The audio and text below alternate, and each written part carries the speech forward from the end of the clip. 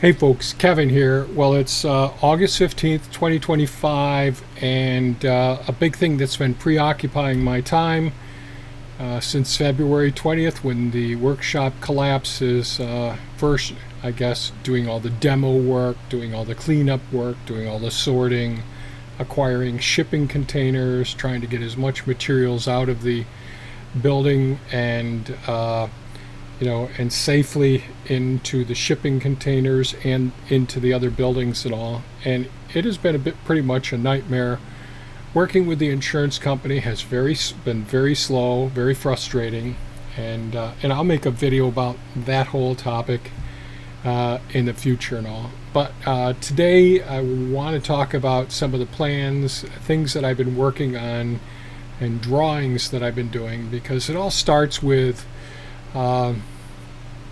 doing the drawings for the rebuild of the workshop, and I want to make it stronger than the original building was, and make it so that I don't ever have to worry about this sort of thing happening for at least the rest of my life, my kids' life, my daughter's life, my grandkids' life. You just want to make sure that it's as little maintenance and as little work in the future. So this picture is from February 20th when the workshop collapsed due to an uneven heavy snow load. And this is an image from 2017. Closer towards the bottom of the screen here is the 34 by 50 gambrel roof. So it's got a couple of pitches here to the gambrel style. It's 2 stories. It's 8 foot in the lower story. Then it's a much taller second story here. There's dormers off the east and west side of it as well. And behind it is the workshop that collapsed, which we'll be rebuilding. It'll be, instead of a 412 pitch, it will be a 612 pitch. And quite a few things are going to be different with it. This is just another view. Again, the gambrel building that is still standing here. The whole back wall is destroyed in this. It's going to be rebuilt. And lots of other issues with the whole thing, but we're not going to go into that.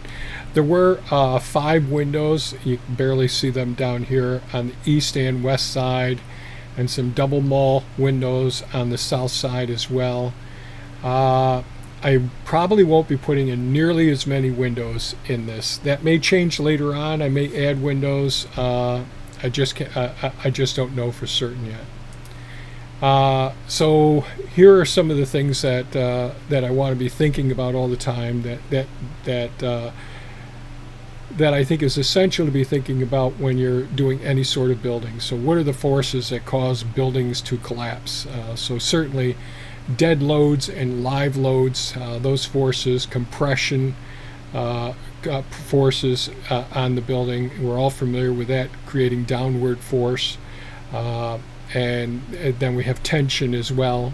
And so like the snow loads, the high wind forces, we get really high winds here, which can cause a uplift, which can actually reverse what would be compressive forces from above, can actually be tension, and we'll go over that with the trusses when we get to it. So typically when we think about the top chord of the trusses, there's a lot of compressive forces on them, and there's tension forces on the bottom chord of the trusses.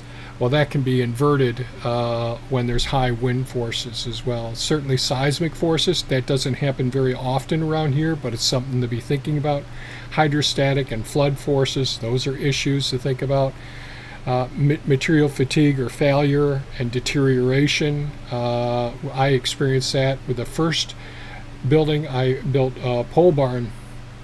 This building was built back in, I think, 81. And I made it as a pole barn, and I used 6x6 pressure treated posts, put those in the ground, didn't put concrete around them, had stone at the very base, but those 6x6s rotted right off, where I could take a hammer and just bang a couple of inches right into them. So the pressure treated 6x6s here is not something, pole barns, I just don't like those myself, and I think that even putting concrete in the hole and putting the 6x6 pressure treated post into that concrete doesn't solve the issue that I'm worried about, material fatigue and all.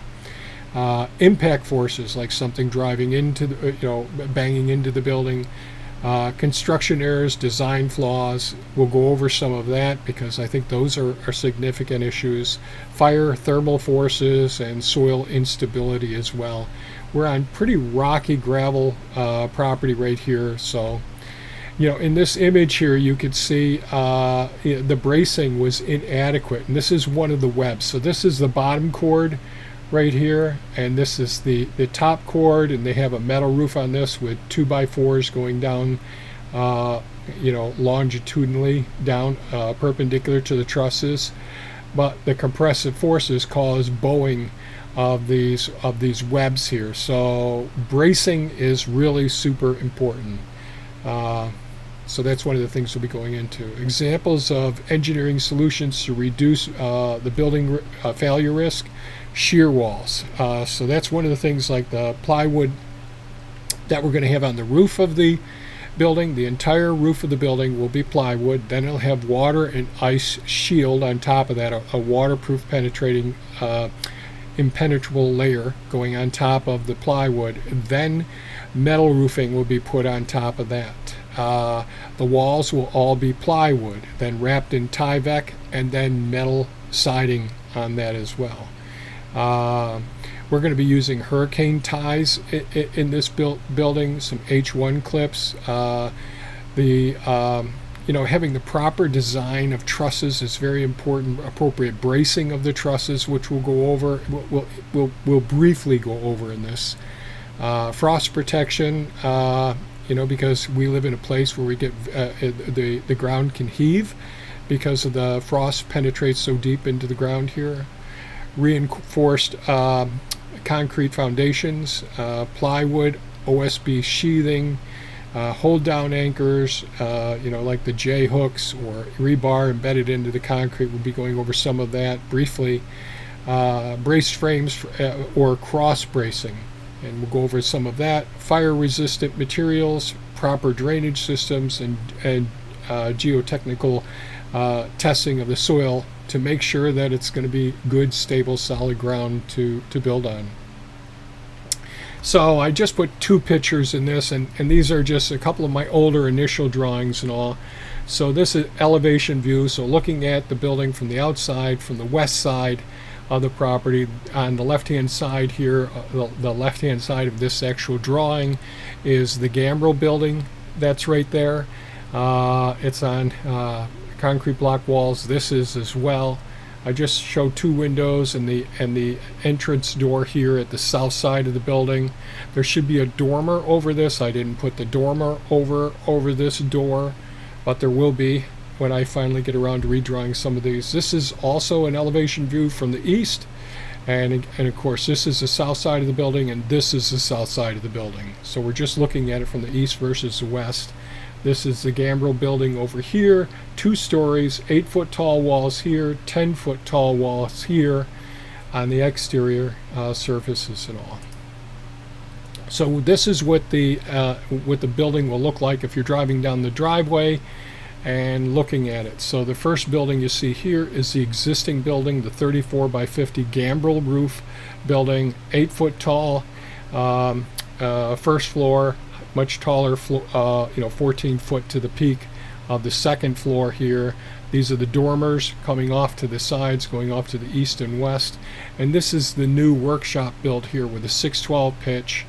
And it's the peak of this roof will be 28 feet and 3/8 of an inch to the top of the truss. So there'll be material on top of that as well. So it'll be about 29, 20. It'll be like 28 foot 2, something like that.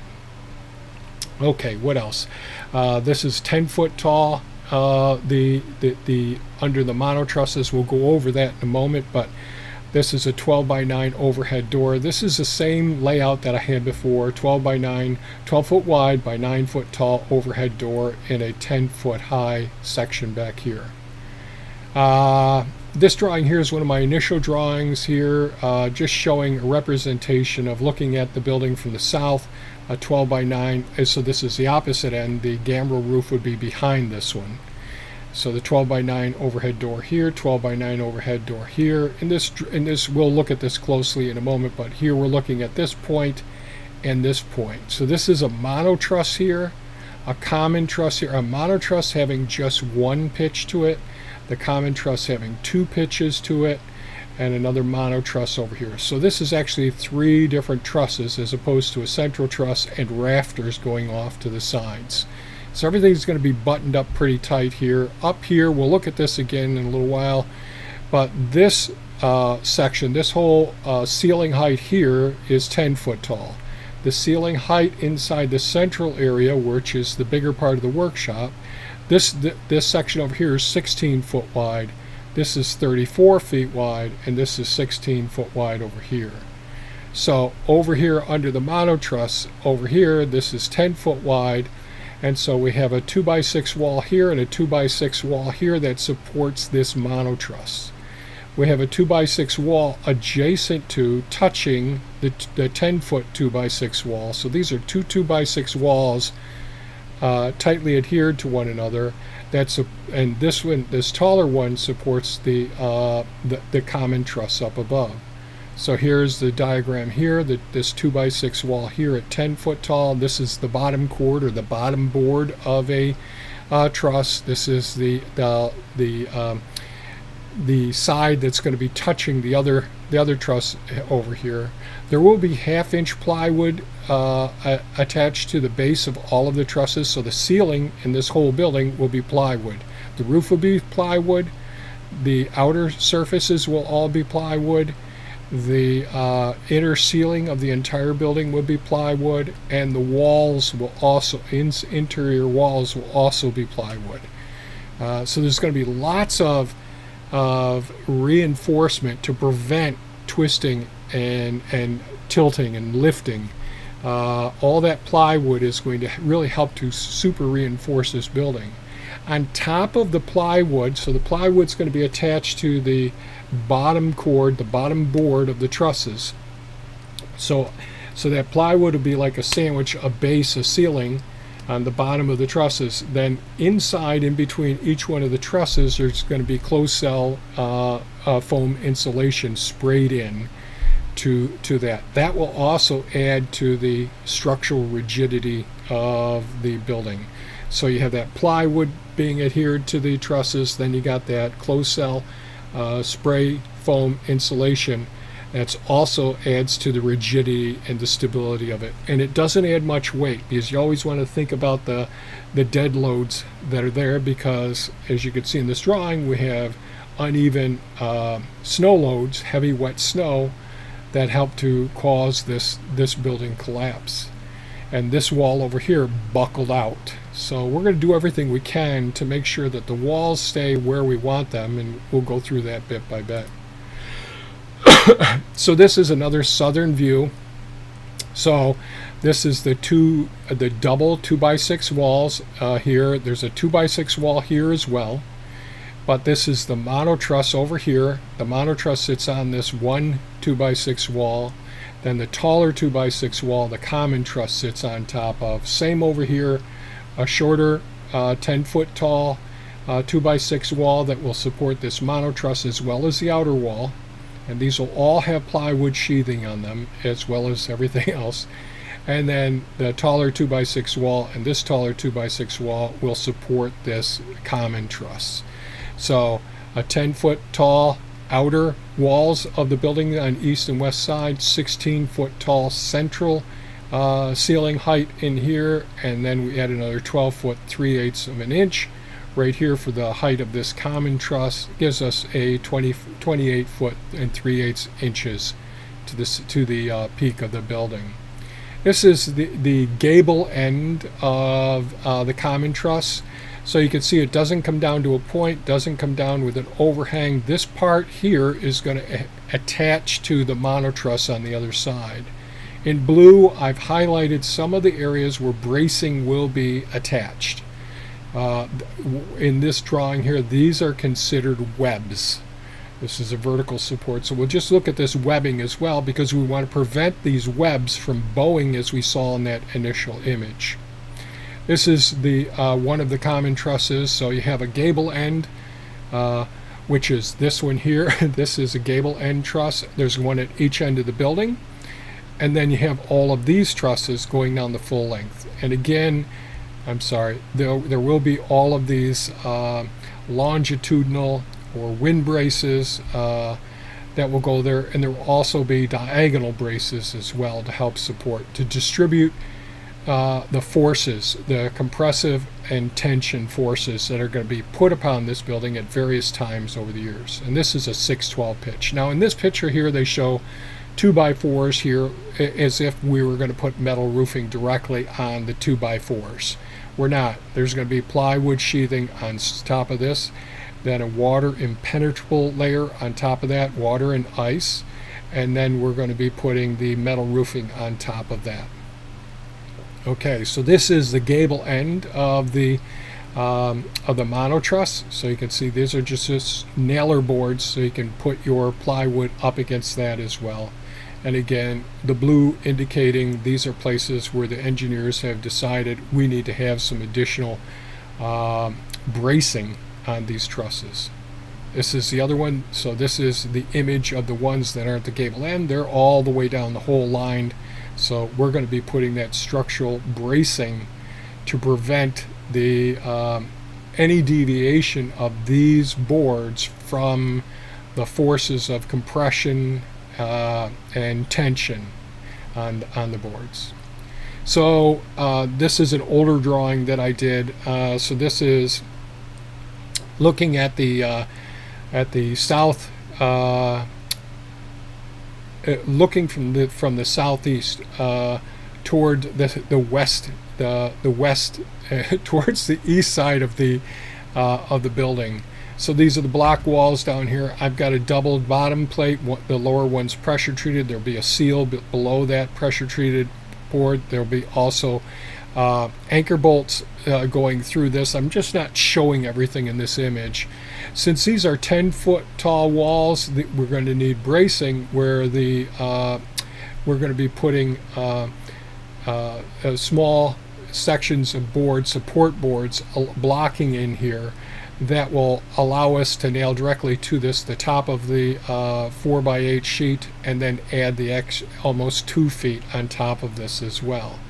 And again, we're showing some jack studs here, the king stud here, and the sections. The thing that I won't be putting in is this diagonal bracing. With all of the plywood being adhered to it, even the steel on the outside of the building, this probably wouldn't add any significant amount of structural integrity to the building. So initially I was just trying to make sure this never happens again, and I think we're in really good shape without having this. This is the same thing. It's just showing the window opening here with the header above it, the jack studs here holding up the header. I also add extra cripples right up against the jack studs here, so just extra support all the way as much. And with these, this block won't be here and this block won't be here. These were support blocks for adding this brace here. So there's really nothing significant here. Oh, these are the walls are 2x6, 16 inches on center. Okay, so here we are here. This drawing needs to be modified as well. So this header going across here really doesn't end here, it goes all the way across the full 16 foot as opposed to just a little over 12 foot. So it isn't just sitting on jack studs, it's going all the way, this whole section, including incorporating this 2x6 wall here that's 10 foot tall. But this shows the mono truss sitting on top of this 2x6 wall here, and on top of this 2x6 wall. This shows the this 2x6 by 16 foot tall wall here supporting this common truss. It also shows where this where the end brace on the common truss hooks attaches to the end brace on the monotruss here, which sits above this level. So that all is going to be hooked together, and the only thing that isn't going to be on this are these diagonal that I originally put in. We don't need those as well. So let's go on to the next image. Here we are. This is the image I showed before in the upper corner here. So this is plywood attached to the bottom cord of the monotruss, and the monotruss is sitting on a 10-foot tall 2x6 wall right here, and this is a 16-foot tall 2x6 wall, plywood on the face. This one I actually went with 19/32. I think 1/2-inch plywood for both will be just fine. 1/2-inch plywood going to the bottom cord of the common truss as well. Yeah. Okay, so here we are. We're looking at the south view of the workshop, with plywood being put onto the surface of all of the studding that is there and the truss. So the area that and so this is a 12 by 9. I put it 9 by 12. This is 12 foot wide by 9 foot tall. This one's 12 foot wide by 12 foot tall, 12 foot wide by 9 foot tall. So there's a little dyslexia there, I guess. And what we're going to look at are these sections right in here. So these are important because we have, as I mentioned before, we have a full length header that goes across here, and this performs several functions. But remember, the truss, the monotruss gable end truss is supporting this, so there's not a lot of weight on this overhead door area, but I really want to protect this and tie everything in tightly for the racking forces that could happen because of high winds, especially when there's a high snow load on the east side of this building here. Now with the metal roof, it should slide off with this 6/12 pitch, but there could be some racking of these of the building. So there'll be plywood like this on the outside of the building, and the same thing on the inside of the building. But we'll take a closer look at this area now. So here we are. So this is over in the east end of the wall. So this is a 10-foot tall 2x6 wall here, a 10-foot tall 2x6 wall here. There's a 16-foot tall 2x6 wall here. This is 16 feet long, going the the complete span going across the south end or the north end of this section, and just going over the nailing patterns and all. So here we have this header. I'm trying to draw this header in a couple of images. You could see here the engineers require 8D 2.5-inch long common nails, 3 inches on center, being nailed all the way around to sufficiently lock in this header, and there will be a double top plate in a sense. There will be the top plate on top of this, but also I'll create a top plate or a bottom plate for this header below, and these will be 3.5-inch nails, 3 inches on center, nailed into this. So all of this will create a much more stable locking in every place where there's an opening and the possibility of a building not having all of that potential structural integrity. These things here should help a lot. And down here you can see I'm drawing in the anchor bolts, the double bottom plates. There are double top plates as well. The 6 inches of concrete. There is blue dowel board, 2 inches of insulation below that, and a 6 mil vapor barrier below that. The block wall, the anchor bolts, and so on. This is just a perspective view, so a bird's eye view, a top-down view, looking at. All right, so this is the drive-through area, a 12 by 9 door here, 12 by 9 door here, 12 by 9 door here, 12 by 9 door here, 12 by 12 door here. So this is the section that where parts of the workshop that are easy access to drive through with equipment. Both sides are that way. The central part is tied to the 34 by 50 building. And the mezzanine will match. It's approximately 8 foot. The concrete is at 2 different levels, but it'll be approximately at 8 foot to match the back door of this building here. So when I need to come in and put some materials or remove things, like I've got a gym set, I've got a treadmill, we have other heavy things, we're getting older. So I can take a pallet, set it up here on top of the mezzanine, load all of the things onto the pallet, and then take it down. Or vice versa, put things up so that we can put things into the second floor of the building instead of carrying things up and down the staircase. So that's the reason for that. This section here is 10 foot deep away from this building. Now, this whole building is 66 feet wide and 44 feet deep.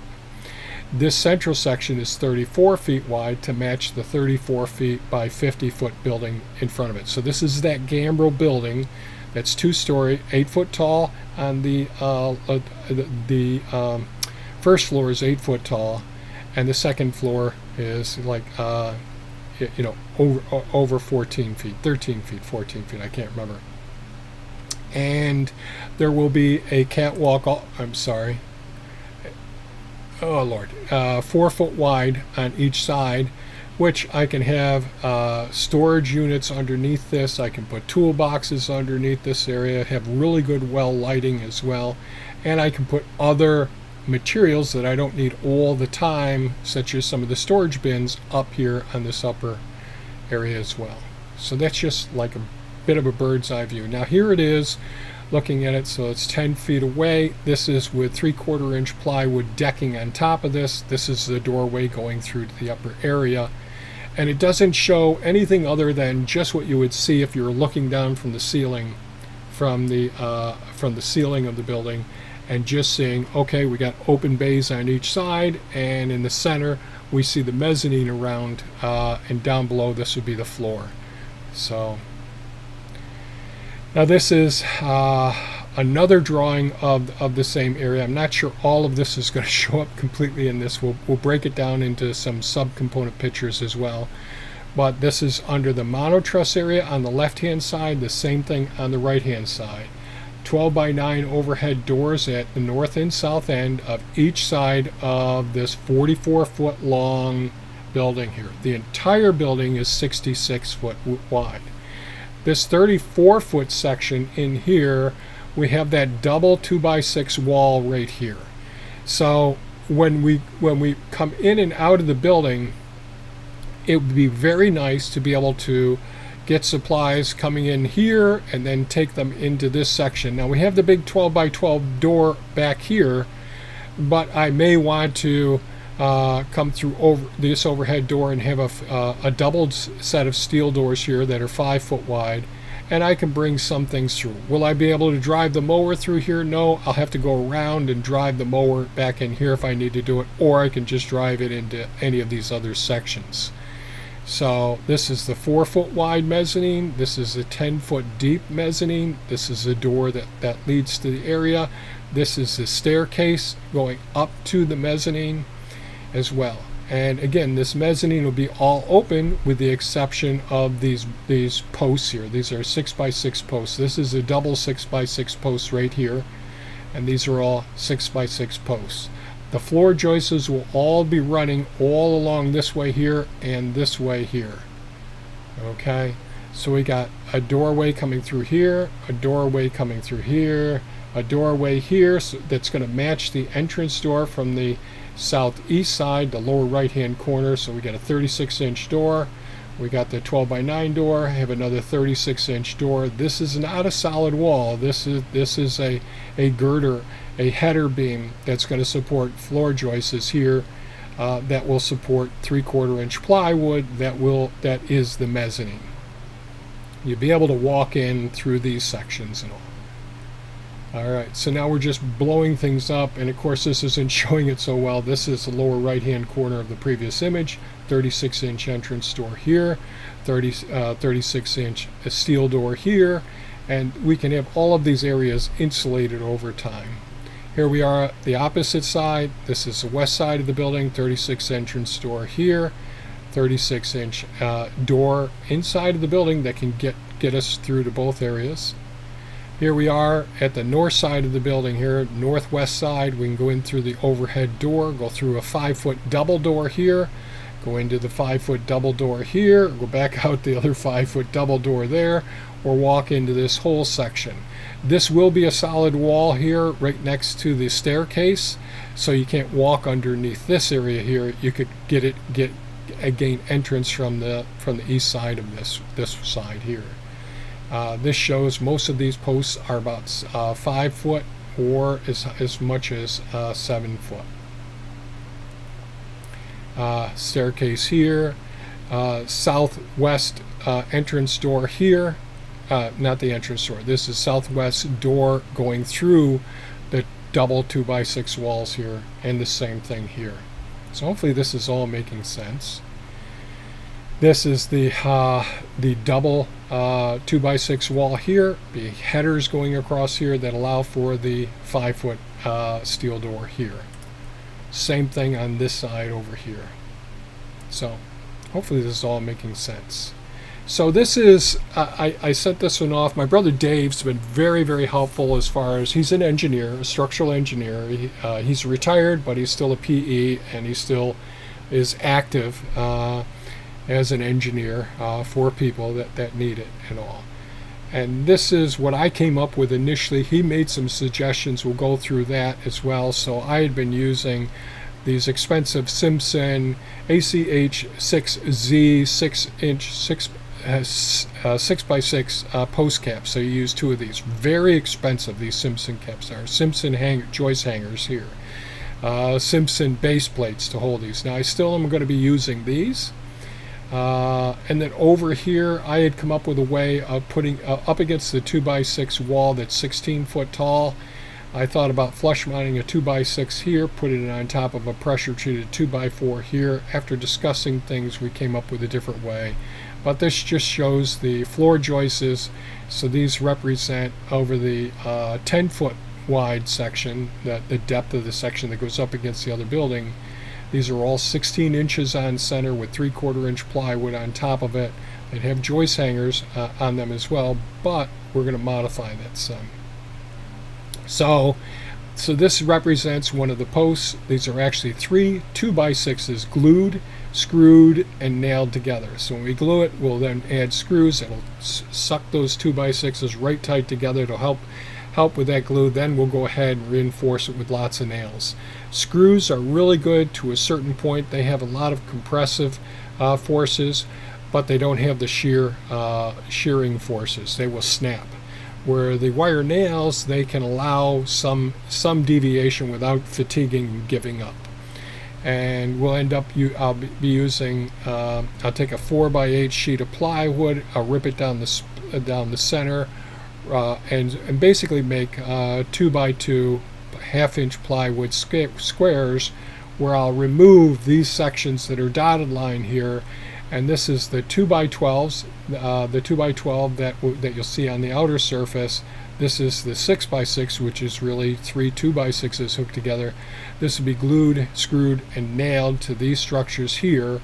It'll offer very little headroom resistance here, but a lot of structural integrity, where we won't have to use those Simpson metal expensive caps that are for attaching these two together. This will probably offer possibly even more stability. This is the double 2x6 wall. Here we have 1/2-inch plywood on one side of it, 1/2-inch plywood on the other side of it, double bottom plate, lower one pressure treated. There'll be the foam seal between the bottom plate and the concrete.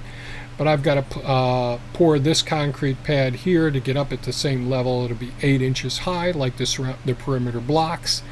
We'll be drilling through the 6 inches of concrete and putting anchors, rebar in there, and then there'll be longitudinal rebar as well, all tied together to make this really super strong. Then those 2x6 walls, this will support the mono truss, this will support the common truss. And over here on the other side, we can see, okay, this is that Simpson ABU 66Z 6x6 bracket that'll attach to the 6x6 post, which is really 3 2x6s glued, screwed, and nailed. And it'll be bolted to those and nailed. And then up above here, the 2x8 floor joists that will support the 4-foot deep walls that go on the east and west sides of the central area.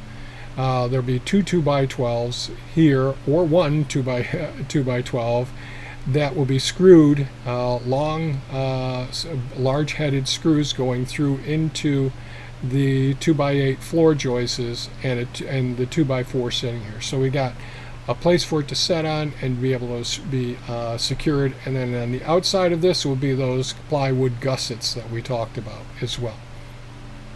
Okay, I hope this is all making sense so far. Now, so we just talked about this section right here. So here we have, I switched it to a 2x10 sitting on the 3 2x6s sitting here, a 2x4 laying like a top plate on top of these 3 2x6s here, making the 6x6. And then we have the 2x8 floor joists. And again, these are the 4-foot walls. So this out here is the 10-foot tall 2x6 wall that's holding, that's supporting the mono trusses. So over here is where we drive through. This is the central area where the mezzanine is. So this is just a 4-foot wide section here. So this 2x8 will be there'll be 16 inches on center, just like this 16-foot tall 2x6 wall. So this is a 16-foot tall 2x6 wall that supports the common trusses in the center of the building. So we will mount this 2x8 to this 2x6 wall, nail this to this, and I may put a support board underneath this as well.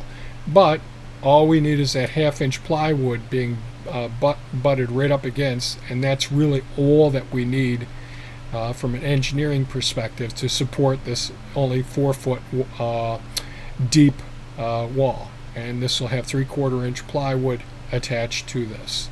And this will be the area where we can put toolboxes or tool bins. This is about 8 foot tall, maybe just a little bit less than 8 foot tall. It'll have lighting underneath that as well, and then we'll have overhead lighting, high bay shop lighting for the rest of the area. So, and this is the area up against the north wall. So this is the existing wall of the 34x50 gambrel workshop that is still standing. This 2x6 wall has to be repaired yet. That isn't done. But I'll build a 2x4 wall that's going to attach to this 2x6 wall. I have a double top plate here, and these 2x10s and 3/4-inch plywood will sit on top of this. Remember, there's a door going into the second floor of the wall up there, and this is where we'd be setting pallets on here to load or unload materials, building materials and all, and be plenty of room to walk around that pallet as well.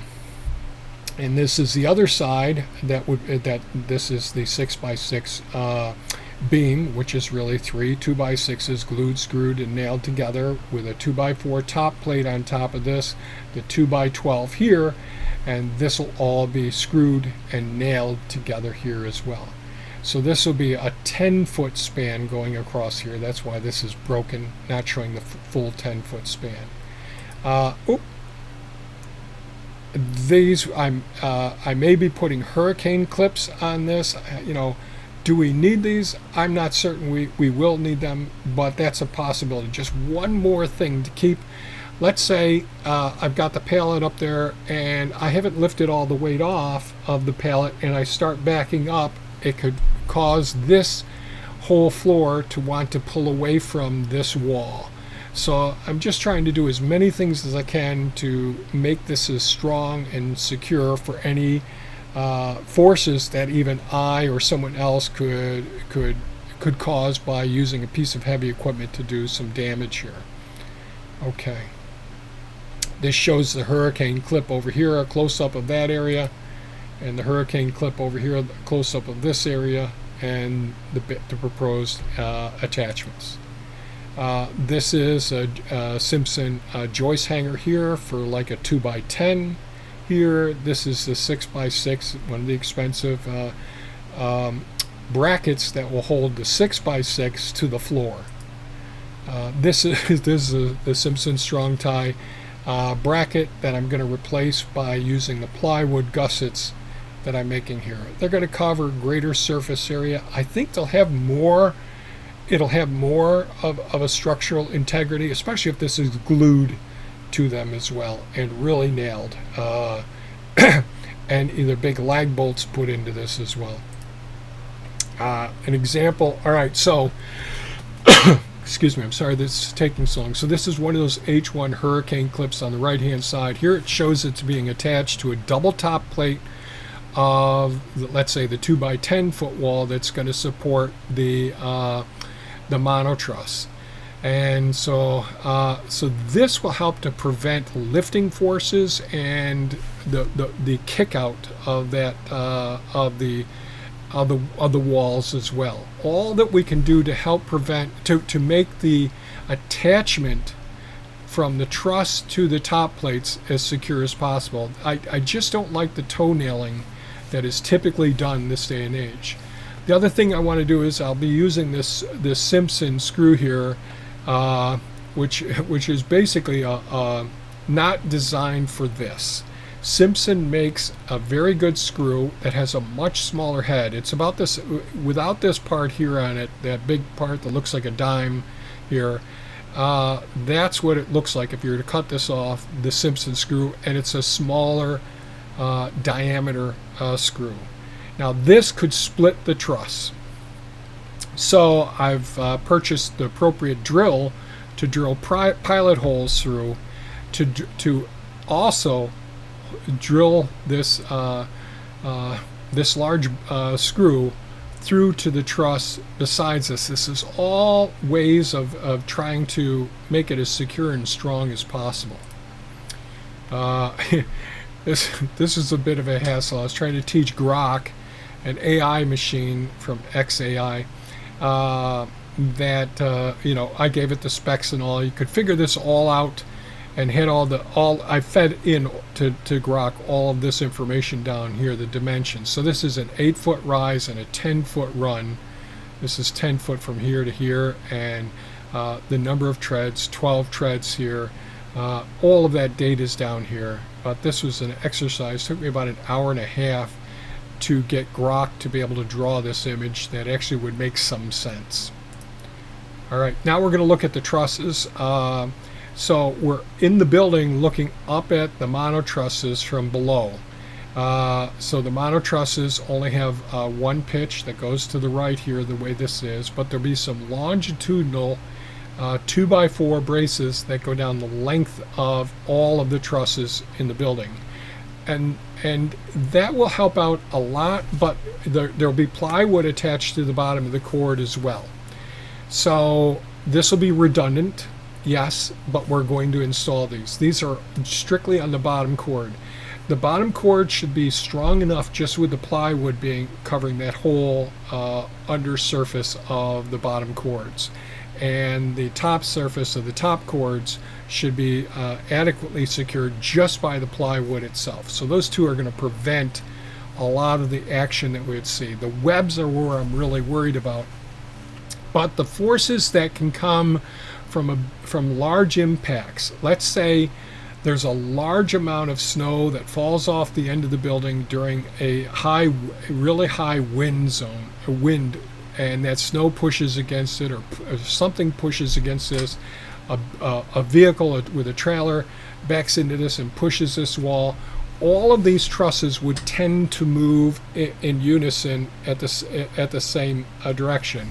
These diagonal supports here will help to transfer that to the ends. It'll help to make it much more rigid. I don't think I explained that very well. Anyways, now the webbing. So we'll have some longitudinal, some people will call these wind braces here, that go down.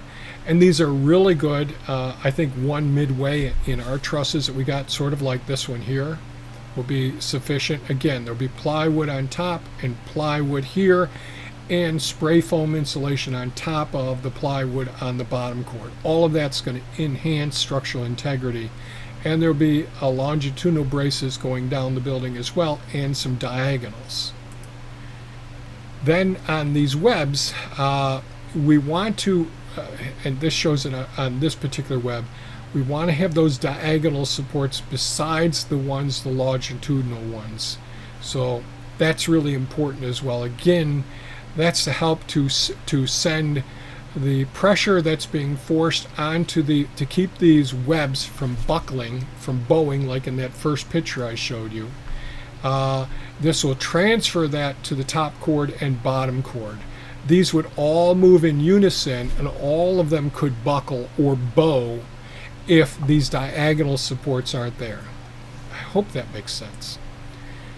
So this just shows you it from a different angle. So here's the diagonal ones, here's the longitudinal ones. Those ones there, if they're just there, all of those webs could get shoved to one side or the other. And so we want to have these diagonal ones on the webs, and it can be, the web can be on the the longitudinal ones can be on the underside, and the webs can be on the upper side of these ones. We're just trying to keep those webs from succumbing to the compressive forces from heavy loads, uneven snow loads and that sort of thing. And that's it. So I guess that covers everything I wanted to try and cover in this video. I hope it was of some use going through it. Man, I've done so many hours working on drawings, and they've progressed over time. I've sent the drawings to my brother Dave, who's been fantastic, very instrumental in helping me with this. And he's come out and sat down with me. We do a lot. I'll send him the drawings, and then we'll have a phone conference, and he'll say, you know what, you could use plywood and spending all that money on those Simpson ones, and so on and so forth. And I really didn't need those diagonal braces that I was putting into the walls as well, which isn't a material cost, it's a labor cost, the amount of time it takes to notch all of those 2x6s as well. So I think that's it. So the drawings, I guess one of the main reasons that I want to go through all the drawings is that the drawings help me to see, changes, how much, what materials, the specs of the materials, how they will be adhered to one another, and how the building will actually be constructed, so I can get the appropriate materials list. And I need to get the materials list sometime in the near future so that I can get the best price that I can for the materials, because I'll be buying the materials. I do have an Amish gentleman, Henry, that will be helping, or at least doing maybe the main structure, getting that up. I don't know just how far he'll go. He only has limited time. He's got lots of things to do as well. So that's where I'm at this point. So a lot of this stuff I'll be doing myself, but hopefully we can get the building up, get the trusses on, get the roof on, get it enclosed with an Amish crew here. That would be really, really super helpful. And maybe they can do more than that. We'll have to see. But the drawings help me to convey to my brother, a structural engineer, just what's overkill and what isn't sufficient, and what hadn't I taken into consideration with the diagonal webbing supports to prevent the bowing and all. The redundancy with the hurricane clips, the screw through to the trusses and all of those things, just trying to, and all the mezzanine supports as well, and the 6x6 posts. All of those things, my brother's been very instrumental in helping me, even with the trusses, making sure that we have adequate pounds per square foot. In central New York, where we live here in Oswego with high snow loads, if 50 pounds per square foot, we did 70. So we'll end up seeing how everything works. So that's where I'm at this point. A lot of hours went into this. There's a lot more that'll go as well. These are not finalized drawings, but we're getting real close, so I thought I'd share those with you, since I've neglected showing you some of this stuff up until this point. So that's it for today's video. I appreciate you watching. If you have any comments or suggestions, please leave them below. We always appreciate your thumbs up. And if this can help someone else that who's building to go through the thought process of someone like me talking to my brother, please share this as well. I want people to, I guess one of my goals always is to provide whatever information I have. This is just me coming at it from my perspective consulting with my brother, who's an engineer. There's lots of different ways. A lot of what I'm doing here is definitely considered overkill. But there's I'm a big risk taker in some areas, but this isn't one of them. I'm thinking about future generations. Okay, that's it. You folks take care and stay safe. Bye-bye now.